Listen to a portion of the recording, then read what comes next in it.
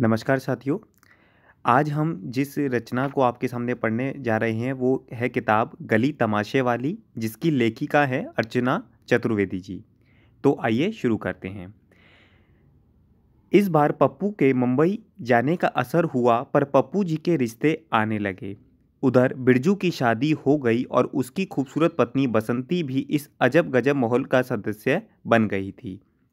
वैसे भी जब से बिरजू की शादी हुई है, पूरा मोहल्ला गुलजार है। हर कोई उसकी पत्नी की ही चर्चा करता है। देखने में भी खासी सुंदर, और चाल चलन के तो क्या कहने, चौखट में किवाड़ ही फिट हुए हैं, ऐसा मोहल्ले वाले कहते हैं।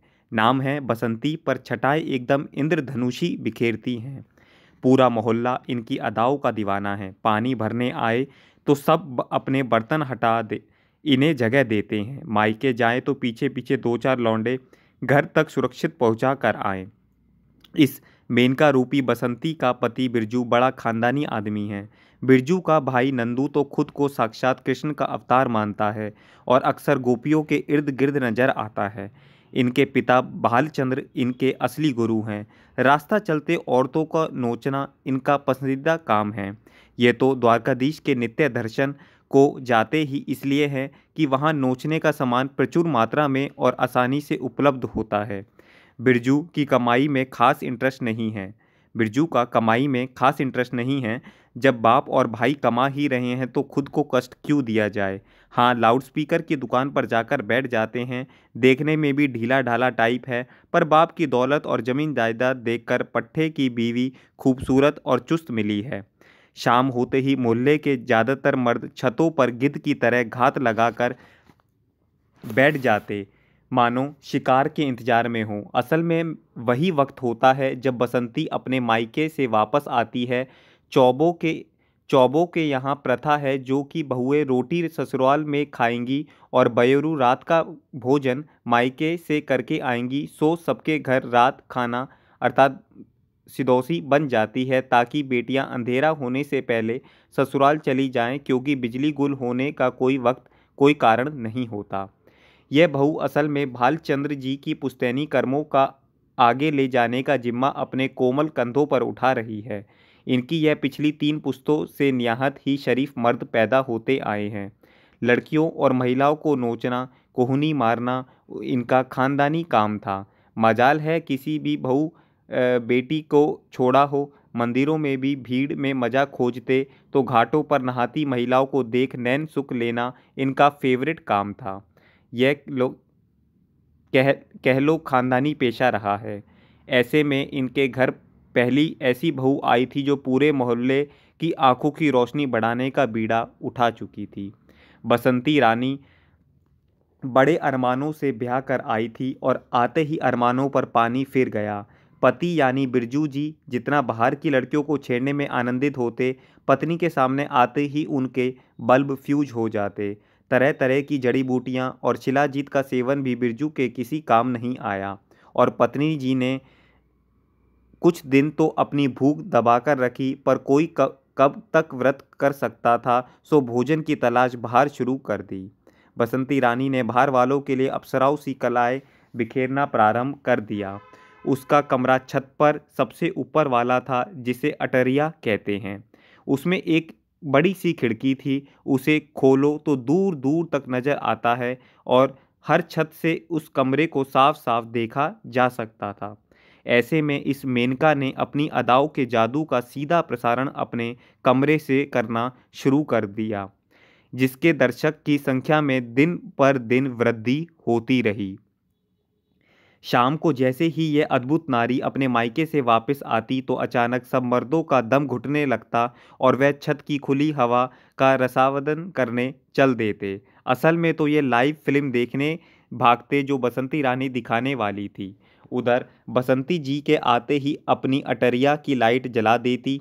पहले बसंती रानी की आंख आसपास की छतों का जायजा लेती और दर्शकों की संख्या की आंखों से तोलती। फिर उस छत पर दृष्टि दौड़ाती जिस पर उनका खास फैन विराजमान होता। उसके बाद शुरू होती फिल्म।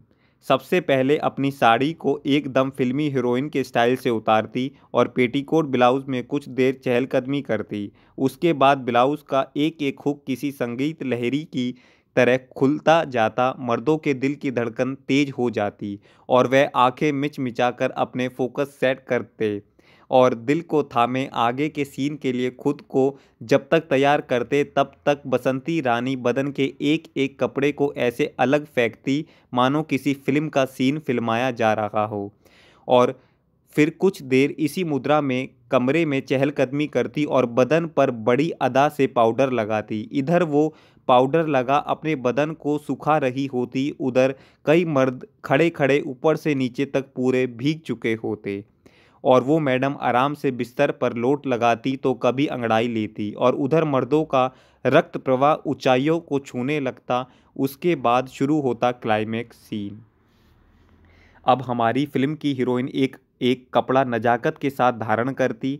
इस कपड़े उतारने और धारण करने की प्रक्रिया को मोहल्ले की दर्जनों आंखें एक साथ देखती और महसूस करती उस परम आनंद को जो किसी भी कार्य को करने में नहीं मिल सकता था। अब शो खत्म हो जाता और बेचारे मर्द बड़ी मशक्क़त के बाद खुद को नॉर्मल मुद्रा में वापस लाते और भारी कदमों से नीचे चल देते। वैसे सब जानते थे उसकी ये मौन समर्पण उसके प्रेमी बिल्लू के लिए है, जिसकी छत उसके कमरे के ठीक सामने ही है। बिल्लू ही वो पहला भाग्यवान इंसान है जिसको बसंती के अरमान पूर्ति करने का सुख प्राप्त हुआ। बिल्लू ही वह इंसान है जो सबसे पहले से अपनी इस मशूका के लिए गर्मी की तपिश झेल रहा है। घंटों से छत पर बैठा उसके कमरे की तरफ ही निहार रहा है। रात को जब नींद में डूब जाएंगे तब ये दोनों प्रेमी प्रेमिका छत फलांग कर एक दूसरे से मिलने जाते हैं और रासलीला कर वापस अपने कमरों में सो जाते हैं। इनकी इन हरकतों की खबर इनके घर वालों को भी हो गई। बिरजू और नंदू दोनों ने मिलकर बसंती की कई बार कुटाई भी कर डाली, पर सब बेअसर। बिल्लू के माँ बाप और पत्नी सबने कलेश करके देख लिया, पर सब बेकार। मोहल्ले की औरतों को भी अब बसंती की कारस्तानी पता लग गई थी। कुछ तो अपने पतियों से लड़ती और कुछ खुद इस फिल्म का आनंद पति संग लेकर अपने नीरस जीवन को रंगीन बना रही थीं। कुछ मुंहफट टाइप बहुएं तो बसंती को ताने भी दे देती उसके कारनामों के, पर बसंती ऐसे खुश हो हंसती मानो उसने एवरेस्ट पर अपना झंडा लगा दिया हो। पिछले दिनों बसंती के हाथ पर प्लास्टर चढ़ा देख मोहल्ले वाले मजे ले रहे हैं। का भयो भाभी, हाथ कैसे टूट गयो? अरे कहाँ गिर गई भाभी? जानबूझकर सवाल पूछे जा रहे हैं, जबकि सब जानते हैं कि छत फलांग कर बिल्लू से मिलने जाते वक्त बसंती रानी गिर पड़ी थी। बिल्लू और बसंती की प्रेम दिन बर दिन परवान चढ़ रहा है। भले ही पूरे मोहल्ले को खबर लग गई है, पर ये दोनों प्यार किया तो डरना क्या वाले सिद्धांत पर चलते हुए एक दूसरे के प्यार में पूरी तरह डूब चुके हैं। रोज रात एक दूसरे की बाहों में प्रेम रस की फुहार बरसाते हैं। अब ये रोज बेरोक टोक मिलते हैं। बिल्लू की पत्नी और बिरजू दोनों ने मानो इनके प्रेम के आगे घुटने टेक दिए। अब इनका एहसान ही माना जाएगा कि दोनों प्यार के आगे अपना गृहस्थ धर्म नहीं भूले हैं और साथ में भागने जैसा कार्य नहीं निपटाया।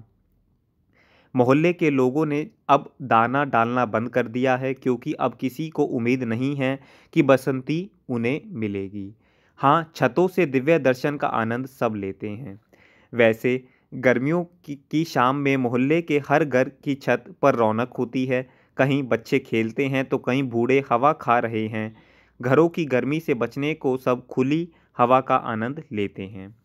पोसम पा भाई पोसम पा, डाकुओं ने क्या किया? 100 रुपये की घड़ी चुराई, अब तो जेल में आना पड़ेगा, जेल की रोटी खानी पड़ेगी। धूप जा चुकी थी। बच्चे छत पर खेल रहे हैं। गुड्डो बबलू, तब उनकी माँ अर्थात गया प्रसाद जी की बड़ी बहू बीना ने बच्चों को आवाज़ लगाई, बेटा अभी छत गर्म होएगी, जे बाल्टी भरी है ले जाओ, नेक छत पे पानी छिड़क दो, फिर मैं आके गद्दा बिछा दूंगी। गुड्डो बेटी तू नेक खुंजो सुराही भर के रख ले, पानी ठंडा है जाएगो। और सब बहन भैया आके बयरू कर लो, बती को भरोसा ना है कि फिर कुप्पी की रोशनी में खाने में मच्छर कच्छर गिरेंगे। माँ के इतने सारे इंस्ट्रक्शन एक साथ सुन तीनों बच्चे दौड़ गए नीचे और शुरू हो गए रोज के काम।